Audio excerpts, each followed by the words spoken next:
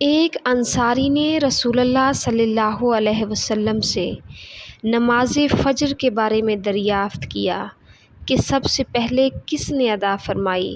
تو رسول اللہ صلی اللہ علیہ وسلم نے فرمایا، سب سے پہلے حضرت آدم علیہ السلام نے اس نماز کو پڑھا، اور نماز ظہر کو سب سے پہلے حضرت ابراہیم علیہ السلام نے پڑھا جب اللہ تعالیٰ نے آپ کو نمرود کی آگ سے نجات بخشی۔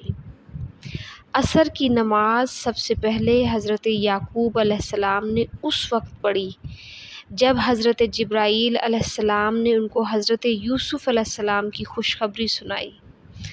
مغرب کی نماز حضرت داؤد علیہ السلام نے پڑھی جب ان کی توبہ قبول ہوئی، اور سب سے پہلے عشاء کی نماز اس وقت حضرت یونس علیہ السلام نے پڑھی جب وہ مچھلی کے پیٹ سے باہر آئے۔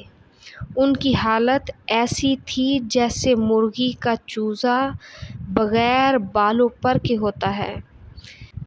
تو حضرت جبرائیل علیہ السلام نے آ کر ان سے عرض کیا کہ اللہ تعالیٰ آپ پر سلام بھیجتا ہے، اور وہ اپنی شان کے مطابق آپ سے حیا فرماتا ہے کہ دنیا میں آپ کو ایسا عذاب دیا۔ اللہ تعالیٰ فرماتا ہے، کیا اب تم مجھ سے راضی ہو؟